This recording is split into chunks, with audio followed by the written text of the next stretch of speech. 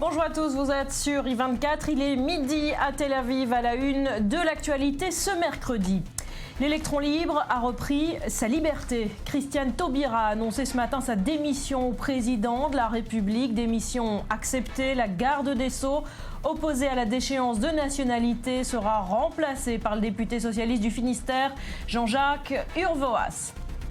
En colère hier, toujours remonté ce matin, les taxis ont reconduit leur mouvement de grève ce mercredi. Ils ne désarment pas malgré la désignation d'un médiateur. À la une de l'actualité également ce mercredi, la journée internationale de la Shoah, cérémonie officielle cet après-midi à l'ONU. L'ONU, précisément, qui a largement agacé le Premier ministre israélien, Ban Ki-moon, déclare que le terrorisme est le résultat de la colonisation. Benyamin Netanyahou l'accuse d'encourager la violence. Enfin, l'histoire du jour, celle d'un aigle espion. C'est en tout cas ce que pensent les habitants d'un village du sud Liban qui ont récupéré l'animal en l'accusant de servir l'État hébreu.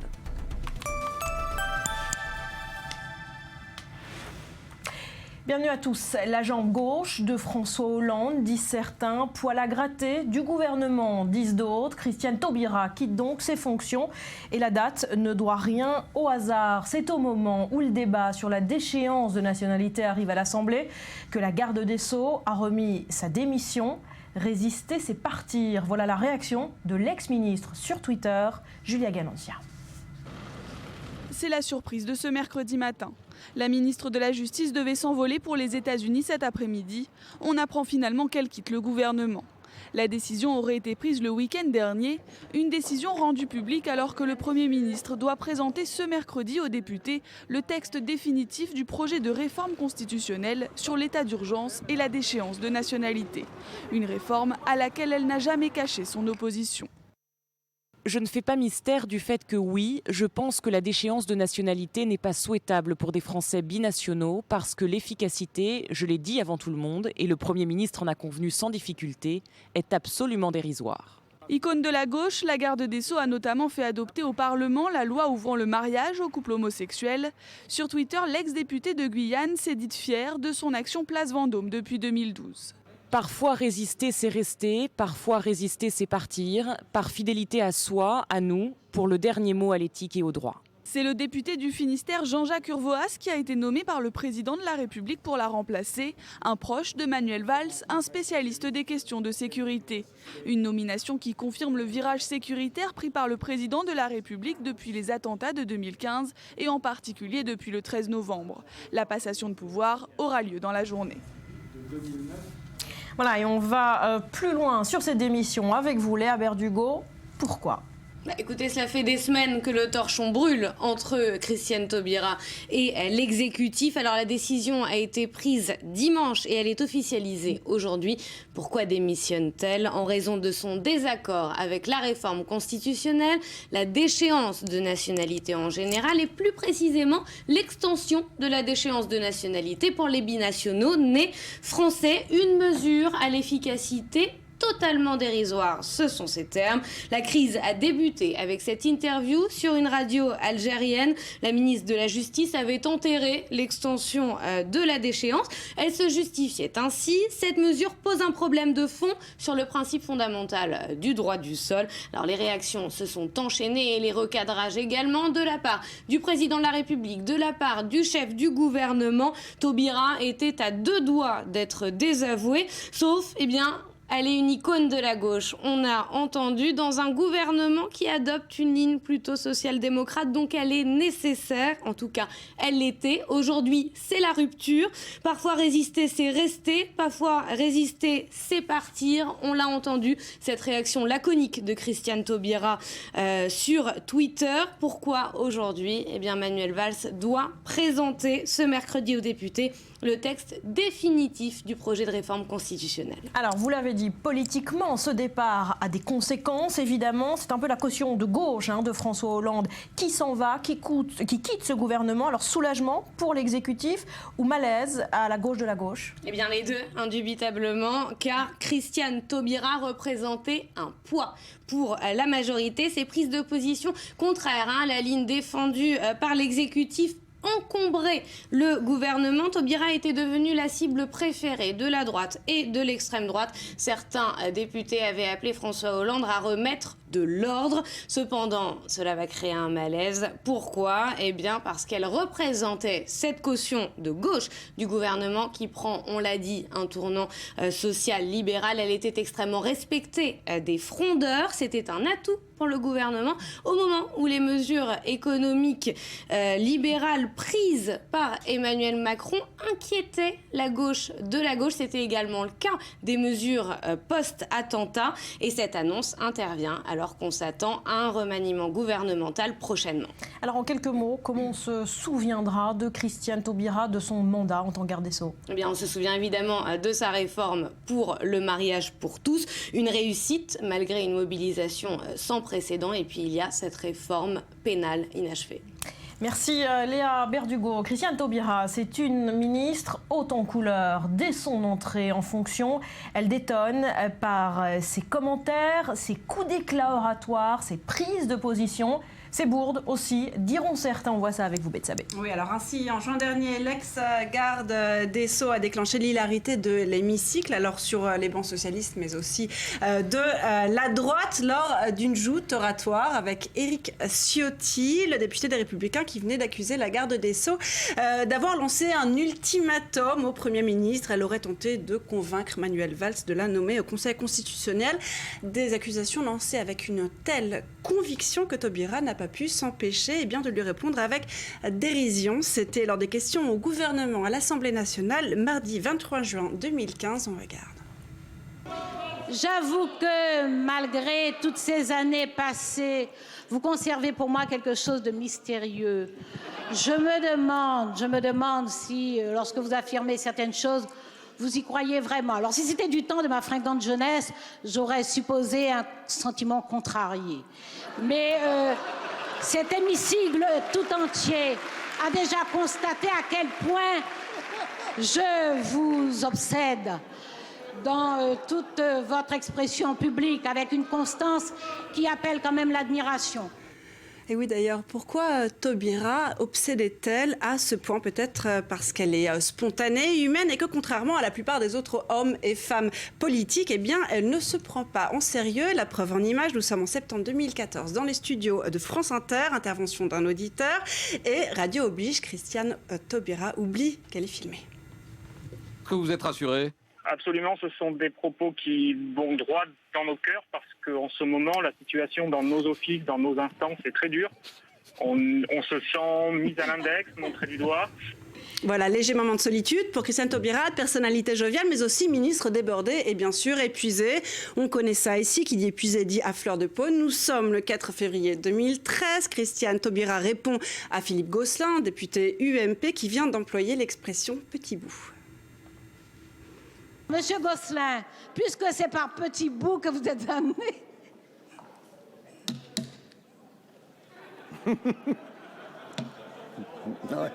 Fait personnel.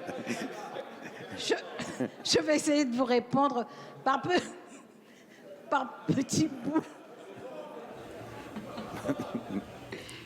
Voilà, alors en plus, il en rajoute une couche, il dit que c'est personnel. Alors un fou rire auquel les sénateurs ont eu droit 2 mois plus tard à peine, lors du vote de la loi sur le mariage pour tous. Donc Taubira qui restera effectivement l'icône de ce mariage pour tous, mais aussi de la compatibilité entre légèreté d'un côté et professionnalisme de l'autre. Voilà, et très humaine et naturelle, on retiendra ça aussi, extrêmement cultivée aussi, l'ancienne garde des Sceaux. Merci Betsabé. Et puis sachez que c'est aujourd'hui à 17h que le Conseil d'État doit trancher, mettre fin à l'état d'urgence, comme le demande la Ligue des droits de l'homme, qui a saisi en référé la juridiction, ou alors aller dans le sens du gouvernement qui plaide, vous le savez, pour son maintien de cet état d'urgence au-delà des 3 mois réglementaires. Voilà, dans le reste de l'actualité, on va arriver à la grève des taxis dans un instant. Avant cela, sachez que les agriculteurs veulent frapper fort, eux aussi, aujourd'hui. Les éleveurs bretons ont promis un mercredi noir sur les routes de l'Ouest, et vous le voyez à l'image. Le mouvement s'étend également aux 2 régions voisines, la Normandie et les Pays de la Loire. Le gouvernement a pourtant promis hier une rallonge, mais apparemment, ça ne suffit pas. Et puis je vous le disais, la grève des taxis, épisode 2, le mouvement est reconduit lui aussi toute la journée. Plusieurs villes sont concernées et ce, malgré la nomination d'un médiateur par Matignon. Lise Barenboim. Deuxième journée de mobilisation pour les taxis. Le mouvement engagé par 11 syndicats et associations de la profession est reconduit aujourd'hui. Après un mardi noir, la circulation est toujours bloquée à la Porte Maillot et devant le ministère de l'économie à Bercy.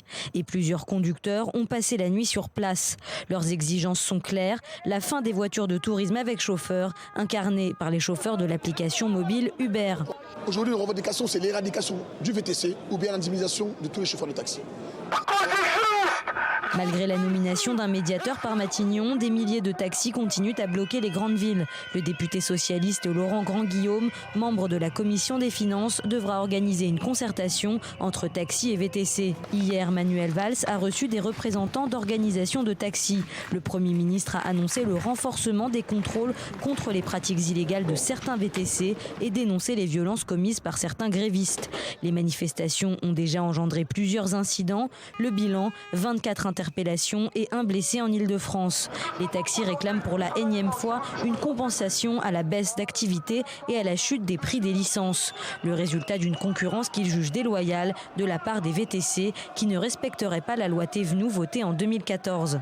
Pour le porte-parole de la CGT Taxi, le gouvernement ne laisse pas d'autre choix à sa profession. Les chauffeurs et la profession n'ont pas d'autre choix que de se maintenir et de montrer leur détermination en prolongeant cette grève, tout simplement. Plusieurs dizaines de taxis continuent à bloquer les accès des aéroports de Roissy et Orly aujourd'hui. Et ce débat sur Uber ne concerne pas seulement la France. C'est un véritable problème mondial. Lise, partout où Uber passe, les taxis grondent. Et oui, ça touche vraiment tous les continents. Le service de VTC est présent dans 57 métropoles de 57 différents pays. Et partout, il y a de la protestation. Alors, on va le voir sur une carte. On voit des points jaunes. Ce sont toutes les villes où les taxis traditionnels ont manifesté contre Uber. Mais il n'y a pas que des manifestations. Sous la pression des syndicats de taxi, il y a aussi des plaintes qui sont déposées devant la justice, mais les décisions des tribunaux sont souvent temporaires parce qu'il n'y a pas encore de cadre législatif qui correspond à Uber. Alors dans certains pays, par exemple aux États-Unis, à San Francisco, là où est née l'application, il y a des décisions anti-Uber. Par exemple, donc à San Francisco, la commission du travail a remis en cause le système en reconnaissant une conductrice Uber Pop, qui est une particulière, comme une véritable employée de la société. En Californie, il y a aussi des class actions qui sont mises en route contre Uber. Ce sont des procédures qui permettent à beaucoup de monde de porter plainte en même temps. Dans d'autres pays, par contre, Uber se développe tranquillement. Des accords ont été trouvés à Genève et au Japon pour que ça se passe très bien. Voilà, mais c'est en Europe quand même, on l'a vu sur la carte, que la mobilisation est la plus forte. Oui, en Europe, c'est énorme. En septembre et en mars dernier, des centaines de taxis venus de tout le continent sont venus manifester dans les rues de Bruxelles, notamment dans le quartier Schuman, là où se trouvent les institutions européennes, avec des pancartes Uber égale mafia, des taxis qui venaient d'Espagne, d'Italie, du Danemark, d'Angleterre et bien sûr de France. Et ce qui est incroyable, c'est que Uber continue à fonctionner dans les rues de Bruxelles même, alors que la justice belge a interdit le service. Et puis, dernier point à souligner, le service que tous les États interdisent finalement les uns après les autres, c'est ce fameux Uber Pop. Uber Pop, oui, c'est un service qui est géré par des conducteurs qui sont des particuliers. En Espagne, ça a été interdit en décembre 2014 pour concurrence déloyale. En Italie, en mai 2015, sous peine d'énormes amendes. Aux Pays-Bas, Uber est interdit, mais continue sa bataille juridique. Et en Inde, le service a été interdit à New Delhi parce qu'un chauffeur Uber Pop a violé une passagère. L'entreprise est donc accusée de ne pas suffisamment contrôler ses conducteurs.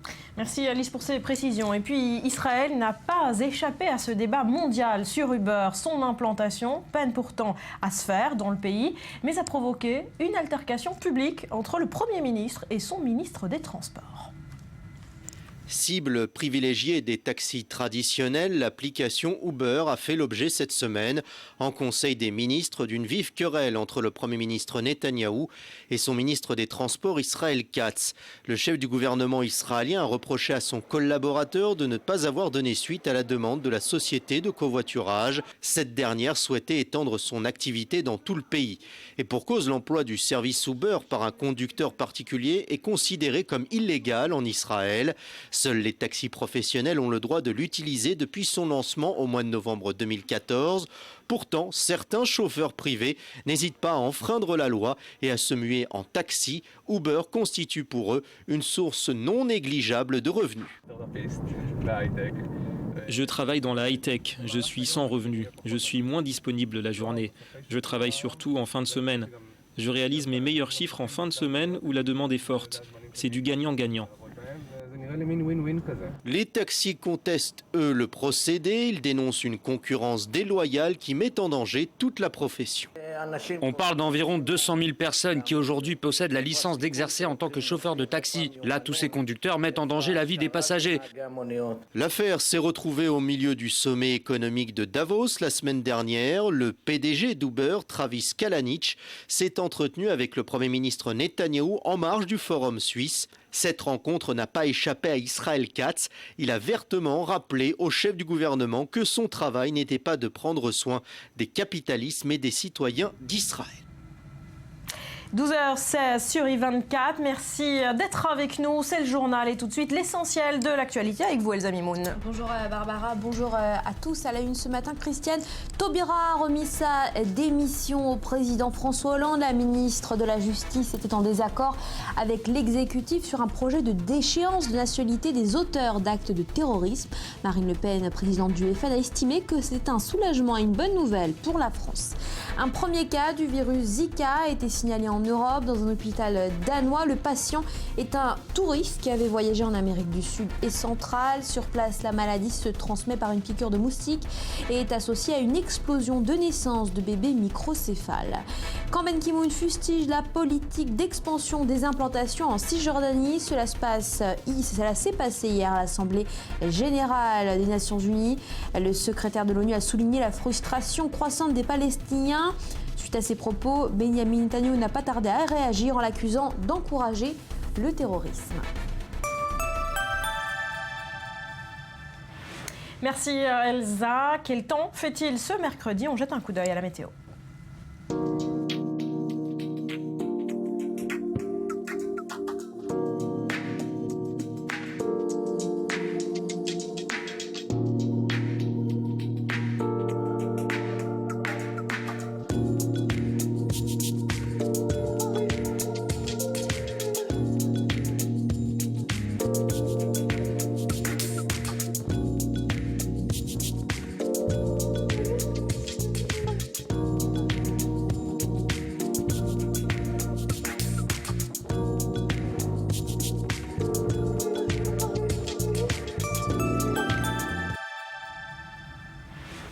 À la une de l'actualité ce mercredi également, il va quitter Rome pour Paris. Le tapis rouge va même lui être déroulé. Hassan Rouhani doit arriver cet après-midi dans la capitale française. Première visite d'un président iranien en Europe en 17 ans. Il doit rencontrer François Hollande demain, mais aussi et surtout peut-être des chefs d'entreprise. On reviendra évidemment largement sur cette visite.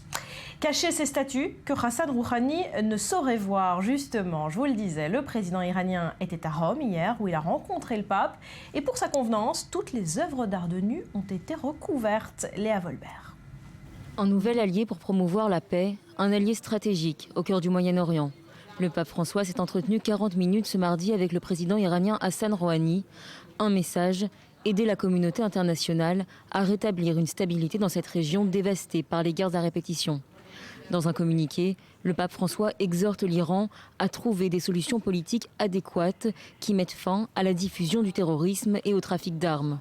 Le souverain pontife souligne la responsabilité de chaque communauté religieuse dans la promotion de la réconciliation, allusion à peine voilée au conflit entre sunnites et chiites qui scinde la région et provoque de vives tensions, notamment avec l'Arabie saoudite. Hassan Rouhani était entouré d'une délégation de 12 diplomates et officiels iraniens. Parmi eux, Mohammad Javad Zarif, le ministre des Affaires étrangères, qui a activement participé à l'accord de Vienne en juillet dernier. Une visite minutieusement organisée. Pour éviter d'offenser la délégation iranienne, les statues nues du musée du Capitole ont été couvertes. En lieu et place des Vénus et autres œuvres d'art, des blocs de plastique blanc. Une décision de la mairie de Rome qui a rapidement créé une polémique. Le parti de la Ligue du Nord dénonce un énième acte de soumission à une culture qui ne nous appartient pas. Les radicaux, eux, rappelle qu'il y a à peine 7 mois, des affiches avaient également été recouvertes dans la ville de Turin, cette fois pour ne pas heurter la sensibilité du pape en visite officielle. Si le Vatican insiste sur les valeurs spirituelles communes entre islam chiite et catholicisme, les Italiens, eux, n'oublient pas le quotidien des Iraniens. Une manifestation était planifiée dans les rues de Rome. Objectif, rappeler les derniers chiffres alarmants de l'ONU.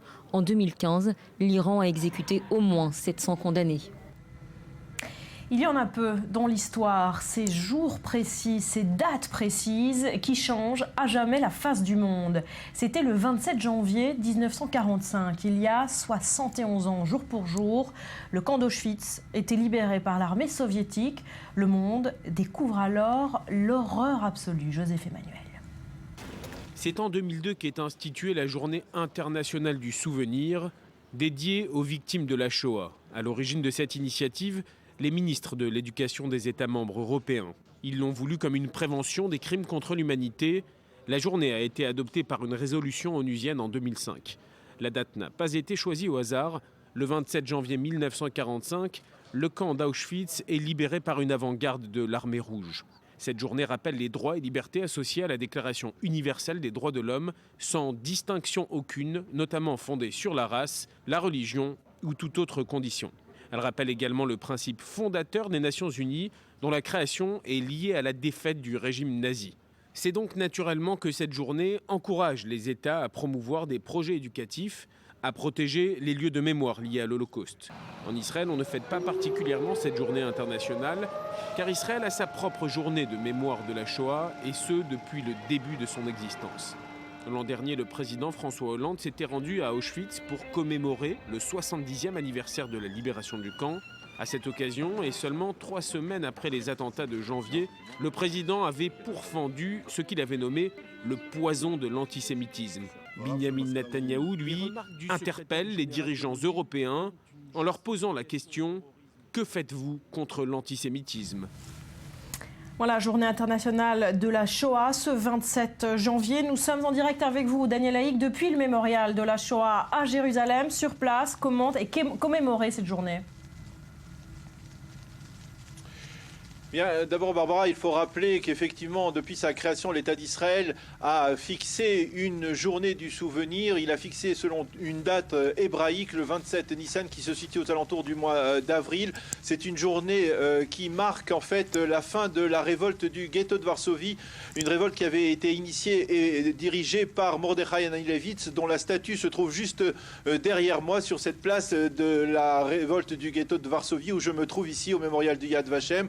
Mais effectivement, depuis 10 ans, eh bien, en Israël, on commémore aussi. On a rajouté une seconde journée donc, du souvenir de commémoration à travers cette journée internationale décidée par l'ONU. Et c'est également un symbole, effectivement, de comprendre que cette journée a marqué la libération du camp d'Auschwitz, qui a permis d'une certaine manière à l'ensemble de l'humanité de découvrir l'horreur des camps nazis. On est tout à fait sensible à l'initiative prise par les Nations Unies il y a 10 ans et on le marque ici en Israël à travers pas tellement des commémorations, des cérémonies, mais plutôt des conférences, des colloques, des débats autour de l'importance de la mémoire de la Shoah. Alors, vous l'avez dit, hein, c'est une journée qui a été initiée par l'ONU en faire la journée internationale de la Shoah à New York. Quel est le programme aujourd'hui au siège de l'ONU ?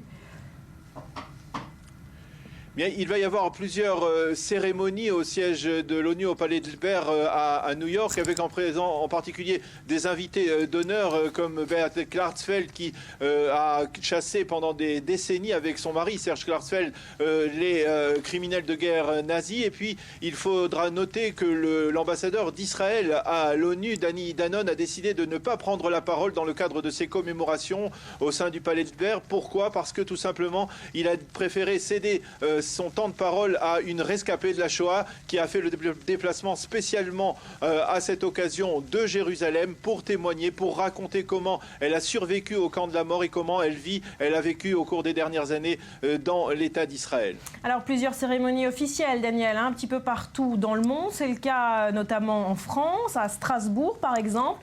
En revanche, François Hollande ne participera pas en personne à ces cérémonies parce qu'aujourd'hui il reçoit le président iranien. Est-ce que c'est un débat qui a créé la polémique ?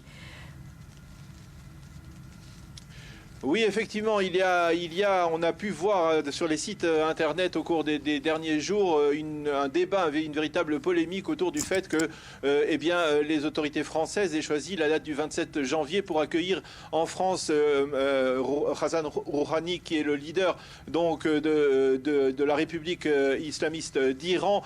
Comment peut-on accueillir un homme qui est considéré comme un véritable leader du terrorisme international, un homme qui nie l'existence, ou en tout cas un régime qui nie l'existence de la Shoah, même si Rouhani ne l'a pas prononcé lui-même, n'a pas nié lui-même l'existence de la Shoah. Alors ce sont des questions qui ont surgi ces derniers jours, effectivement, et qui font polémique, en particulier en France. Merci Daniel, en direct depuis Jérusalem et le mémorial de la Shoah à Yad Vashem.